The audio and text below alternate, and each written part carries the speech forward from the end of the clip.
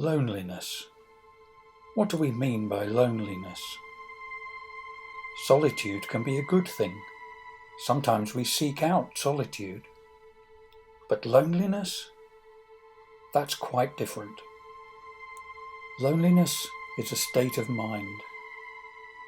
It is a sense of isolation, of being cut off from human contact. It makes life feel desperately empty and devoid of purpose. It is a feeling of disconnection from people, from joy, from love, and it is possible to experience desperate loneliness even when surrounded by other people. It is debilitating and it is devaluing. The world has responded with every available resource to the COVID-19 pandemic. But there is another epidemic that is increasingly being recognised by government and professionals. It is estimated to affect 1 in 4 people in the UK, especially older people. And it is at least as dangerous as smoking 15 cigarettes a day, and twice as dangerous as obesity. It has a serious impact on your chances of premature death. And it is called loneliness and social isolation. And it's a killer. Of course, loneliness and social isolation are not new problems. They have been with us for centuries.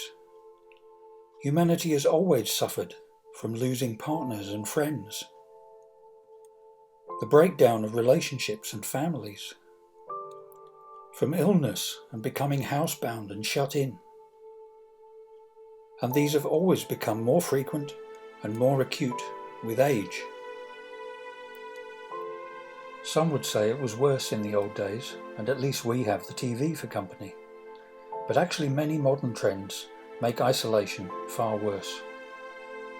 Families often used to stay local for generations, but today they migrate away, often globally. So many people are living longer, so suffer the age-related factors for more years. And daytime TV, while it might seem like company, can actually become addictive and result in a kind of reclusiveness. Online commerce and automated telephone systems have removed all human interaction from many services, and COVID isolating, social distancing, and wearing masks all serve to disrupt the real social interactions that we do have. Jesus understands loneliness. God's heart goes out to the lonely. Some of his first words in the Bible demonstrate this. It is not good for man to be alone, he said. And the psalmist said, God sets the lonely in families. But how does God set the lonely in families? Well, first he comforts us in all our troubles, so that we may be able to comfort. And then he tells us we must help the weak. How does today's church make a distinctive and relevant impact on society? Historically, the church was the centre of most aspects of life. But these roles have largely been supplanted by secular society. Hospitality, education, welfare, healthcare, even spiritual well-being has been overshadowed by mental health. Secular society and the state has gradually taken over each of these areas, improving provision and professionalism, but removing God from the equation, and arguably rendering the church less and less relevant. But as church, we can offer society a distinctive and relevant response to the issue of loneliness and social isolation. A family and a father.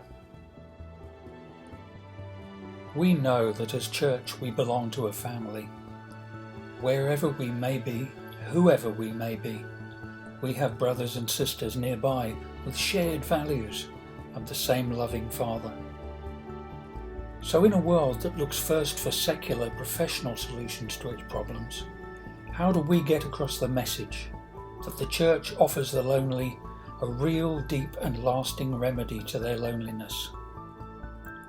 We know we have something special to offer, but how do we bridge the credibility gap? How do we open the conversation? How can we be Jesus' open arms to the lonely?